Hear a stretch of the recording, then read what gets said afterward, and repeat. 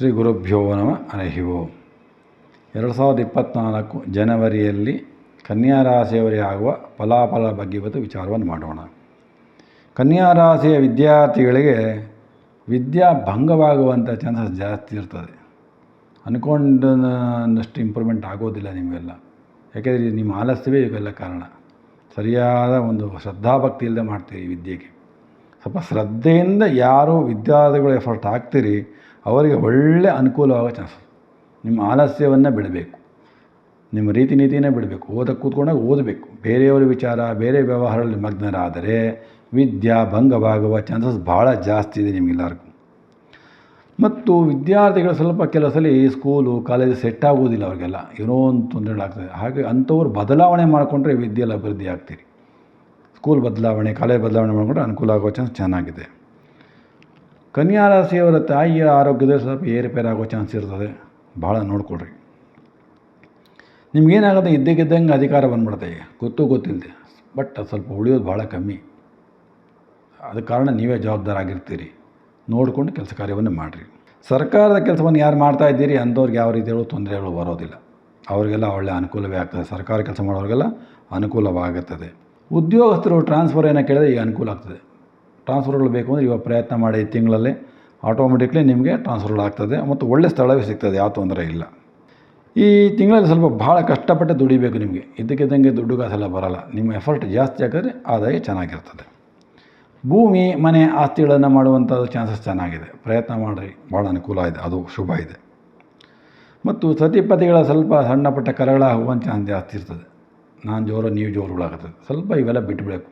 ಪತಿ ಆಗಲಿ ಪತ್ನಿ ಆಗಲಿ ನಂದೇ ಸರಿ ಅಂತ ಹೋಗೋದು ಬೇಡ. ಇಬ್ಬರು ಕೂತು ಯೋಚನೆ ಮಾಡಿ ಮುಂದುವರಿರಿ. ಇಲ್ಲಾಂದರೆ ಈ ತಿಂಗಳಲ್ಲಿ ಬಹಳ ನೋವು ಅನುಭವಿಸ್ಬೇಕಾಗ್ತದೆ. ಹಾಗೂ ಆರೋಗ್ಯದಲ್ಲಿ ಭಾಳ ಕಾಳಜಿ ಕೊಡಿ. ಏನಾಗುತ್ತೆ ಹೇಗೆ ಬರುತ್ತೆ ಹೇಳಲಿಕ್ಕಾಗಲ್ಲ ಆರೋಗ್ಯ ನಿಮ್ಮದೆಲ್ಲ ಈ ತಿಂಗಳಲ್ಲಿ. ಹಾಗಾಗಿ ಭಾಳ ಆರೋಗ್ಯದ ಬಗ್ಗೆ ಭಾಳ ಕಾಳಜಿ ಮಾಡಿರಿ. ನಿಮ್ಮ ಮಾತು ನಿಮ್ಮ ನಡವಳಿಕೆ ಇಷ್ಟು ದಿನ ಒಂಥರ ಇತ್ತು, ಈ ತಿಂಗಳಲ್ಲಿ ಒಂಥರ ಆಗ್ಬಿಡುತ್ತೆ. ಹೀಗಿದ್ದ ಅವನು ಹೀಗೆ ಮಾತಾಡ್ತಾನೆ, ಈಗ ಹಿಂಗೆ ಒಳ್ಳೆಯವನ, ಈ ಥರ ಈ ರೀತಿ ಎಲ್ಲ ಬಂದುಬಿಡುತ್ತೆ.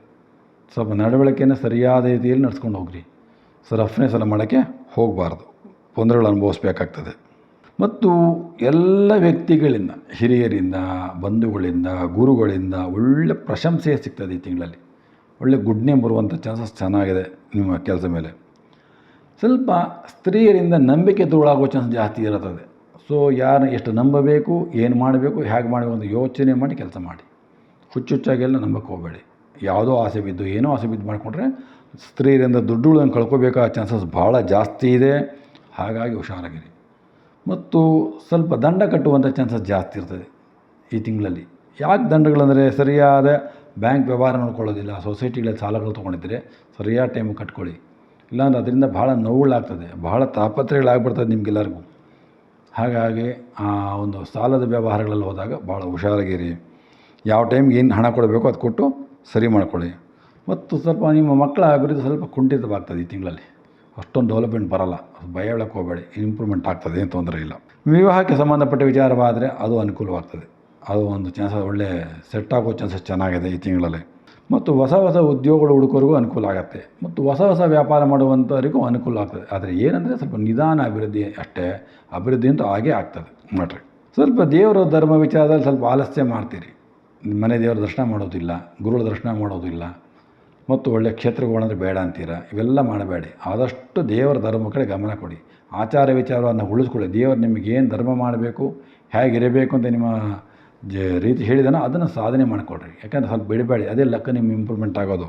ಇಲ್ಲಾಂದರೆ ಭಾಳ ಕಷ್ಟ. ಯಾಕೆಂದರೆ ಸ್ವಲ್ಪ ವಾಹನದ ತೊಂದರೆಗಳಾಗೋ ಚಾನ್ಸ್ ಜಾಸ್ತಿ ಇದೆ. ಸ್ವಲ್ಪ ಅಪಘಾತಗಳಾಗೋ ಚಾನ್ಸ್ ಜಾಸ್ತಿ ಇರ್ತದೆ. ಭಾಳ ಗಮನ ಕೊಟ್ಟು ಗಾಡಿ ಓಡಿಸ್ಬೇಕಾಗ್ತದೆ, ಇಲ್ಲ ದಂಡ ಕಟ್ಟಬೇಕಾಗ್ತದೆ.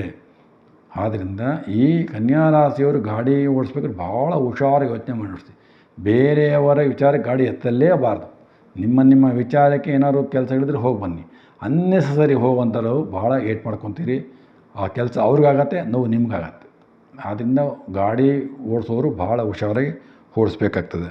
ಸ್ವಲ್ಪ ಬೆಳಗ್ಗೆ ಎದ್ದ ತಕ್ಷಣ ನಿಮಗೆ ಸಂಬಂಧಪಟ್ಟಿದ್ದ ದೇವರ ಪೂಜಾದಿಗಳು, ಸ್ನಾನಗಳು, ಮಂತ್ರ ಪಠನೆಗಳು ಮತ್ತು ದೇವರ ದರ್ಶನಗಳು ಮತ್ತು ಹಿರಿಯರ ನಮಸ್ಕಾರವನ್ನು ಮಾಡಿ ಹೋದಕ್ಕೆ ಎಲ್ಲ ದೋಷಗಳು ಪರಿಹಾರ ಆಗ್ತದೆ ನಿಮಗೆ ಈ ತಿಂಗಳಲ್ಲಿ. ಯಾಕೆಂದರೆ ಮುಖ್ಯವಾಗಿ ಬರುವಂಥದ್ದೇ ರಾಹು ದೋಷ ನಿಮಗೆ ಈ ತಿಂಗಳಲ್ಲಿ. ಸೊ ರಾಹು ದೋಷ ಸಂಬಂಧಪಟ್ಟಿದ್ದೇ ಮಾತಾಪಿತರ ಶಾಪಗಳಾಗಬರೋ ಚಾನ್ಸಸ್. ಹಾಗಾಗಿ ಸ್ವಲ್ಪ ರಾಹು ಮಂತ್ರವನ್ನು ಜಪ ಮಾಡಿ, ರಾಹುವಿಗೆ ನಮಸ್ಕಾರ ಮಾಡ್ಕೊಂಬನ್ನಿ.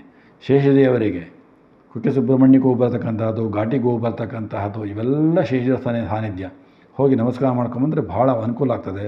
ಮತ್ತು ಅಶ್ವತ್ಥಮರ ಪ್ರದಕ್ಷಿಣೆಯನ್ನು ಪ್ರತಿನಿತ್ಯ ಮಾಡಿ, ಯಾವ ಕಾರಣಕ್ಕೂ ಬಿಡಬೇಡಿ. ಎಲ್ಲ ದೋಷ ಪರಿಹಾರ ಮಾಡಿಕೊಡ್ತಾನೆ ಅಶ್ವತ್ಥನಾರಾಯಣ ದೇವರು. ಹಾಗೆ ಪ್ರತಿ ದಿನವೂ ನೀವು ಯಾರು ಅಶ್ವತ್ಥನ ನಮಸ್ಕಾರ ಮಾಡ್ಕೊಂಬಂತೀರೋ ಎಲ್ಲ ದೋಷಗಳು ಪರಿಹಾರವಾಗಿ ಜನವರಿ ತಿಂಗಳಲ್ಲಿ ಸುಖವಾಗಿರ್ಬೋದು. ನಮಸ್ಕಾರ.